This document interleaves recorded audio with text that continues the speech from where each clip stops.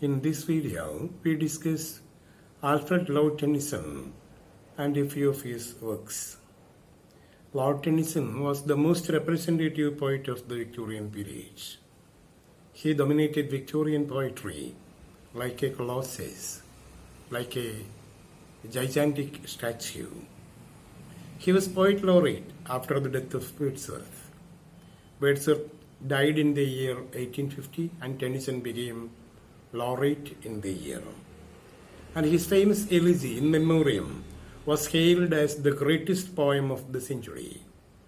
Queen Victoria referred to it as the one book besides the Bible which gave her comfort and strength.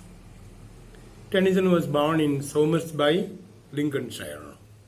His father was a church rector who was an alcoholic and a drug user. Tennyson studied at the local grammar school where he was often bullied. The rest of his education was under the guidance of his father. In 1827, Tennyson had his first poetry published, Poems by Two Brothers. And Tennyson's collaborator in the collection was his brother Charles. He also attended Trinity College, Cambridge. It was at the university Tennyson met Arthur Hallam, who became a close friend, and they called themselves apostles. In 1829, Tennyson won the Chancellor's Gold Medal for a poem entitled Timbuktu.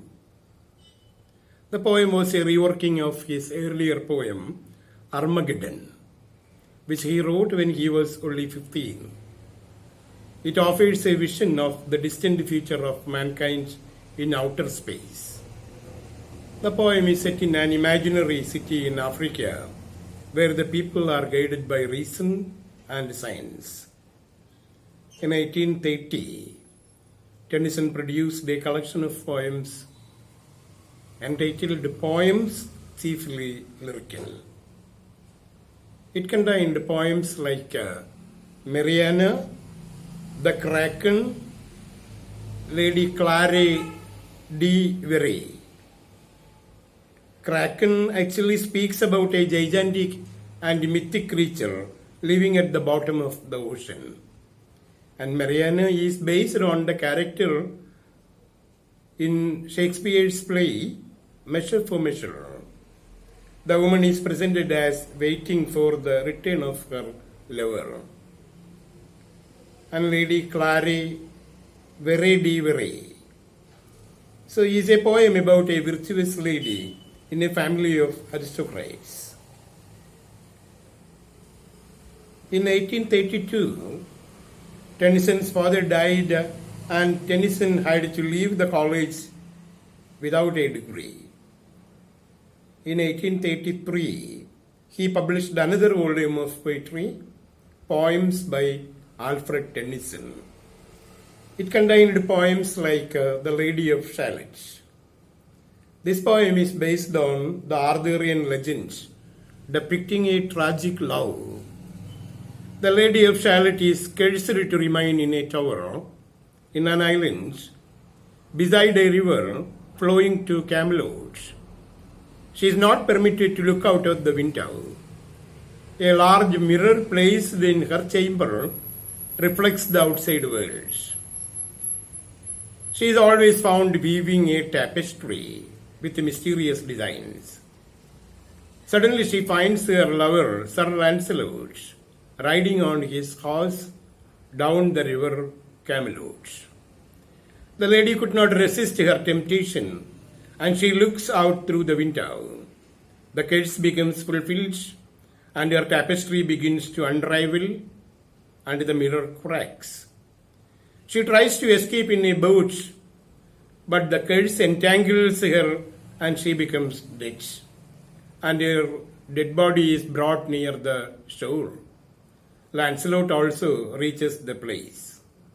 And when people asked him whether he knew the lady, Lancelot replied that he didn't know the lady. The other important poem included in the 1833 collection is the lotus eaters. So it's a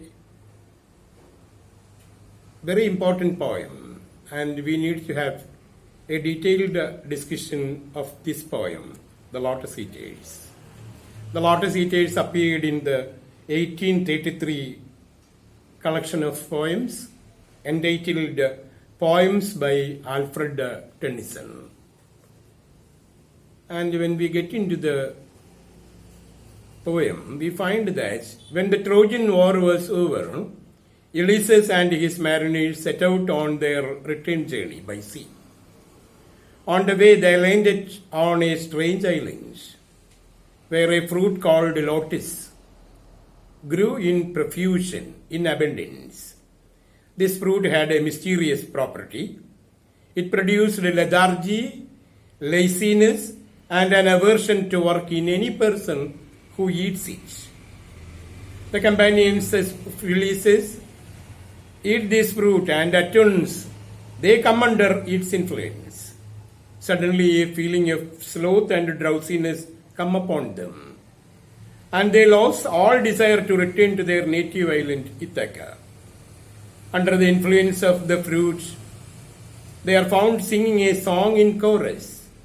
In that song, they set forth a number of arguments to justify a life of laziness and pleasure on that island.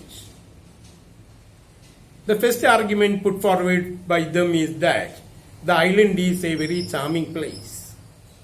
The greatest attraction for the lotus eaters is the delightful music of the island. The music is melodious, and it falls softer on their ears, like the petals of roses on soft grass. And there are thick green mosses covering the ground, looking like green carpets. And these mosses are beautified by the flowers of ivies that creep among them. And the next argument advanced by the lotus eaters is somewhat philosophical. It is that none of the other creatures of God work hard for their livelihoods. Man alone works hard, though he is supposed to be the roof and crown of things. Man's own inner voice keeps telling him there is no joy but calm.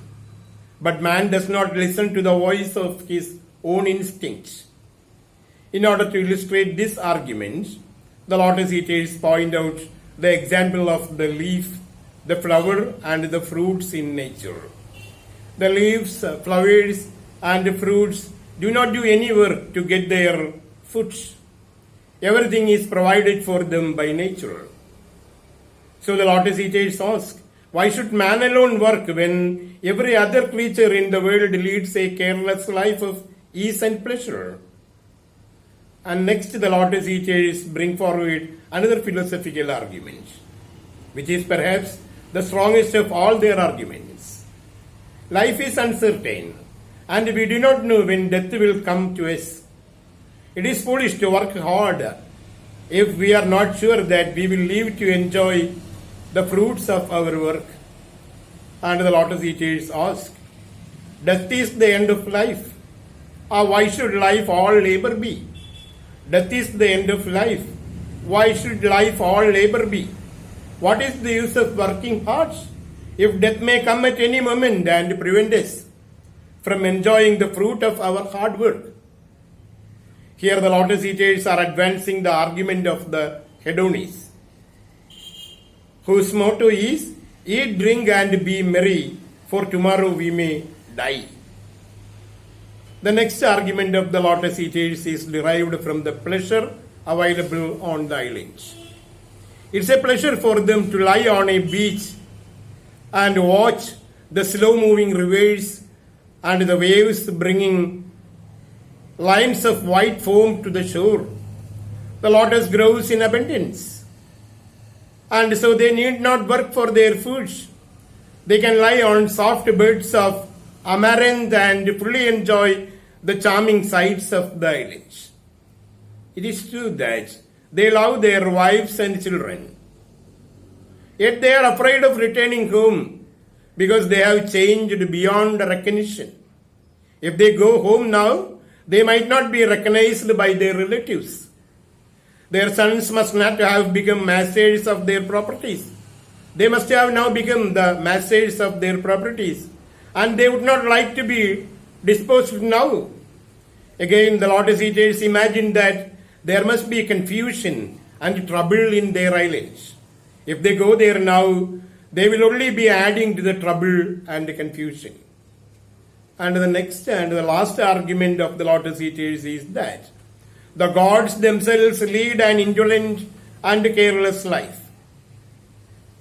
The gods live in their golden house with nectar near them and are supremely indifferent to the sufferings of mankind. The lotus eaters have been leading a life of activity and peril all these years. And so now they are entitled to lead a life of rest and pleasure. So they must imitate the gods and live a life of ease and pleasure. So they conclude their arguments with the words, "O rest you brothers, brother mariners, we will not wander more. O rest you brother mariners, we will not wander more." And these are the arguments of the lotus eaters in justification of a life of ease and pleasure on the islands. And Tennyson again brought out a volume entitled Poems by Alfred Tennyson in 1842. And in this collection there were poems like Ulysses included. And Ulysses was actually a poem written as a companion poem to Lotus Eaters. And these two poems present opposite views of life. Lotus Eaters and Ulysses present opposite views of life. While one projects a life of non-stop striving, the other portrays a life of luxurious ease. And both are connected with the story of Ulysses. And when we get into the poem Ulysses, we find the old Ulysses fed up now with inactivity. And he has been living in the island Ithaca for the last 3 years. And he now craves for adventure. His life is so dull and colorless. And he spends his time sitting by the still hearth. And his only companion is his aged wife. And all around he sees only barren cracks. And his subjects have no intellectual taste in them. They spend their time hoarding, sleeping, and feeding. They fail to understand their famous ruler. The heroic adventures of Ulysses do not inspire them. And most of the men live to eat. When we come to find the men there, we find that they are men who are spending their life only with the intention of eating. And most often, men eat to live. But as far as these people are concerned, they live to eat. And Ulysses remembers his earlier experiences. He had enjoyed greatly and suffered greatly. His companions had been great heroes. He had fought shoulder to shoulder with gods. He had visited many countries. Everywhere he had received grand welcome. All his experiences had left their marks upon him. He had found experience a gateway to a new world.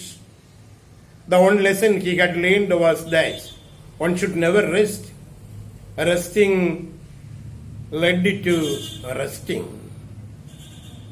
Ulysses realizes that he is old, but old age too has its work and honors. The idea of human life should be to keep working till the very last moment.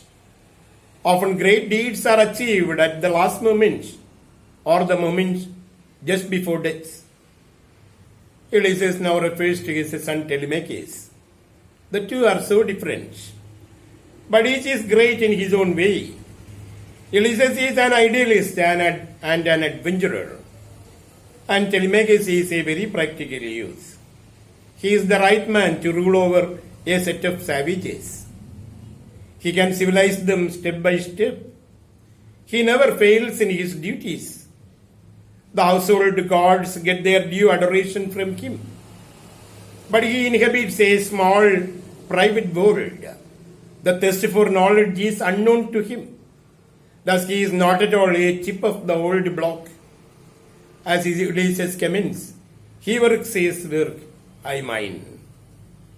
And towards the end of the poem, Ulysses calls upon the mariners to get ready for the last adventure. It is an adventure with the usual risks. And the gulps may swallow them. But if they succeed, it will be an unheard of success. They may even visit the Happy Isles. There they may be able to meet the great Achilles. The poem ends with a memorable line. It strikes the keynote of the poem. It sums up the great hero's philosophy. And the line is to strive, to seek, to find, and not to yield. To strive, to seek, to find, and not to yield. Thank you.